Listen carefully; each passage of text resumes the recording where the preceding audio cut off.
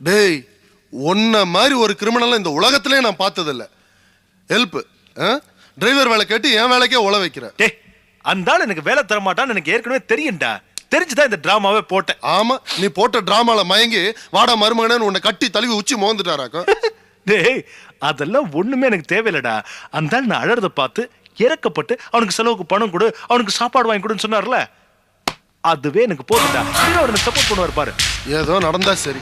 ஆமாண்டா, அது எப்படி அது உண்மையிலேயே பரிதாபப்படுற மாதிரி 10 நாள் பட்டினி கிடந்த மாதிரி சூப்பர் ஆக்டிங்மா. டேய், உண்மையிலேயே நேற்று மத்தியானத்துல நான் ஒண்ணுமே சாப்பிடலடா. இனிமே செட் ஆகாது. ஏதாவது வேலை செஞ்சு சம்பாரிச்சதா உண்டு. டேய், பேசாம உனக்கு பெட்ரோல் பங்க்ல வேலை வாங்கி தரட்டுமா? நேரண்டா. புலி படுத்தா எலி விளையாடுன்ற கதை உண்மையாதான் இருக்கு. நான் ஒன்னும் காரணம் இல்லாம சொல்லலப்பா. வழக்கமா நம்ம வண்டிக்கெல்லாம் அந்த பெட்ரோல் பங்க்ல தான் பெட்ரோல் போடுவோம். வண்டியில உன் ஒய்ஃப் வரும்போது அவங்க முன்னாடி நீ பரிதாபப்படுற மாதிரி நடந்துக்கிட்டா உன் மாமனாருக்கு உன் மேல கோபம் குறைஞ்ச மாதிரி உன் ஒய்ஃப்க்கு உன் மேல கோபம் குறையலாம் இல்லையா? அதுக்கப்புறம் உன் இஷ்டம். கரெக்டா? அது எப்படிடா ஊர்ல இருக்கிற ஃப்ராடெல்லாம் குறிப்பா எனக்கே ஃப்ரெண்டா வந்து சேர்றீங்க? உன் ஃப்ரெண்டு வேற எப்படி இருப்பாங்க? இன்னைக்கே அந்த பெட்ரோல் பங்க்ல எனக்கு வேலை வாங்கி கொடு. அம்மா நீ வரும்போது மட்டும் முன்கூட்டி எனக்கு இன்ஃபர்மேஷன் கொடு. மற்றதை நான் பாத்துக்கிறேன்.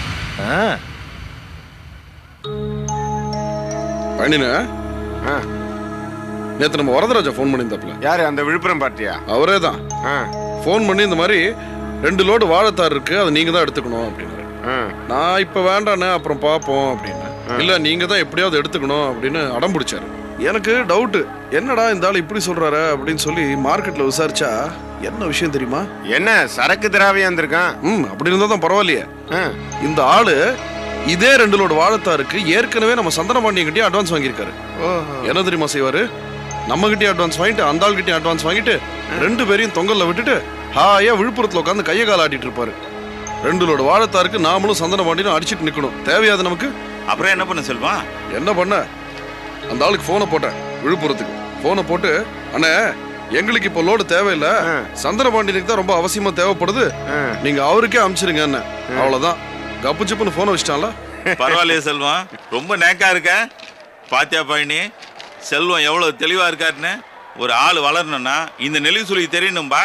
அது வராம தான் நீ நானும் மார்க்கெட்ல வேஷ்டியை மடிச்சு கட்டிட்டு அங்க இங்கன்னு அலையிறோம். இப்ப என்ன சொல்ல வர நீ?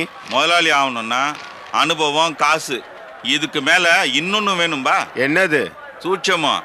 அத வியாபார அறிவுன்னு சொல்லலாம். அது உனக்கு எனக்கு இல்ல. காலத்துக்கு கை கட்டி நிக்கணும்னு தலையெழுத்தா இருக்கு.